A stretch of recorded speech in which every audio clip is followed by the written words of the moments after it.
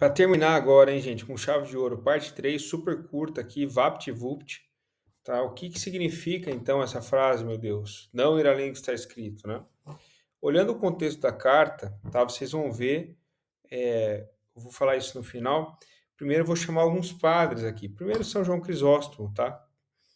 São João Crisóstomo interpreta isso simplesmente como referência a versículos que ensinam humildade, ó. Vamos ver o que ele diz, ó. Mas qual o significado de não ir além do que está escrito? Aí ele fala, está escrito em Mateus 7,3. Você não vê o argueiro no olho do seu irmão, vê o argueiro no olho dele, não vê no seu, né? Aí depois ele fala, né? Mateus 20, Marcos 10, diz: aquele que será primeiro de todos, seja o servo de todos. Essas são as coisas que estão escritas. Ou seja, ele está falando ali sobre versículos bíblicos que ensinam humildade. Por quê? Depois vamos ver mais para frente que o contexto da carta de 1 Coríntios era um contexto de soberba e de arrogância. Tanto que no próprio versículo Paulo fala, né? Nós escrevemos isso para que vocês não vão ler, isso é escrito, e que não vos ensoberbeçais.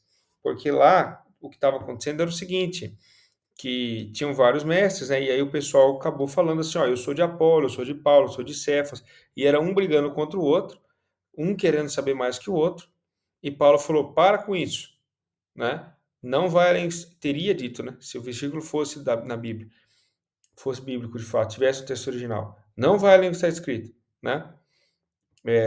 E aí, o que significaria isso? Sejam humildes, né? E aí Crisóstomo cita essas passagens do Evangelho. Jerônimo, isso é o que ele diz, para que cada um não pregue o seu próprio professor. Ah, que é o que eu falei, né? Apolo, Cefas, Paulo, tal, tal. E Jerônimo está falando, né, da questão de Apolo, de Cefas, né? Eu sou de Apolo, sou de Cefas, sou de Paulo, etc. A briga, né, que estava acontecendo ali, né?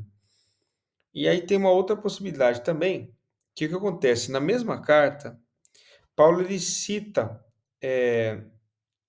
então estava tendo um contexto, né, que os coríntios eram arrogantes, tinha briga na igreja, e ele cita alguns versículos antes desse versículo de 4:6, 1 Coríntios 4:6, Paulo cita algumas vezes, alguns versículos para ensinar eles a humildade, assim como Crisóstomo tinha sugerido. Então ele fala, tal, para aqui como está escrito, aquele que se gloria, glorie-se no Senhor. Ou seja, a glória é de Deus, não é sua, seja humilde.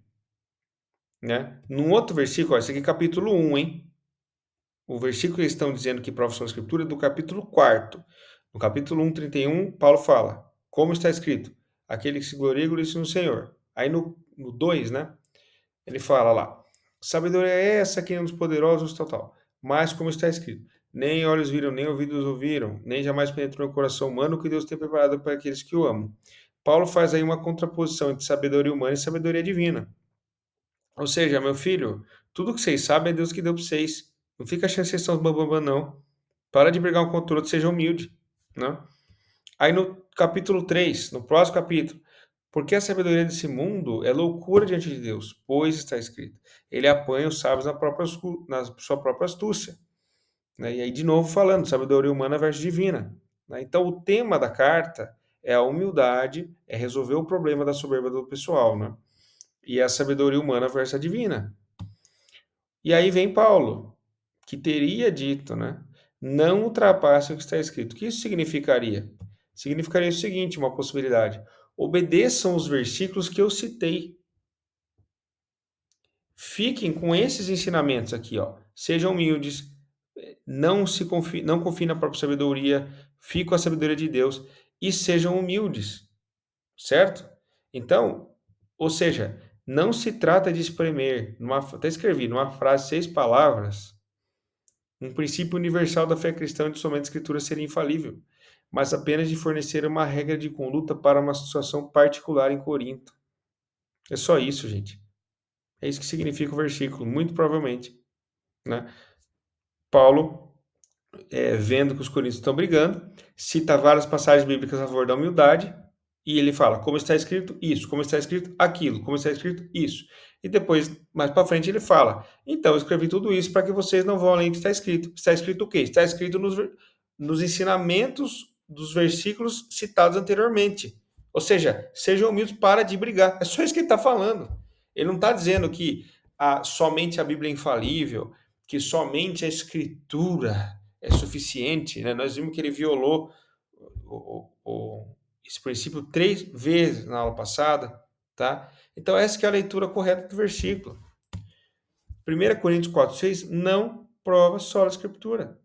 Está refutado. Esteja refutado, né? Mostramos, então, na aula 1, que a exegese é muito problemática e obscura. Na aula 2, mostramos as contradições que isso causaria na própria carta, caso isso significasse só a Escritura. E na aula 3, nós demos uma interpretação muito mais adequada com o contexto da carta, né? E que tem muito mais a ver e apoiada também nos pares. Tá? Então, eu creio que aqui nós já estejamos em vias de fechar nosso caso. Muito obrigado e vamos continuar o curso que torço para vocês estarem gostando. Deus abençoe vocês. Para o professor, incite um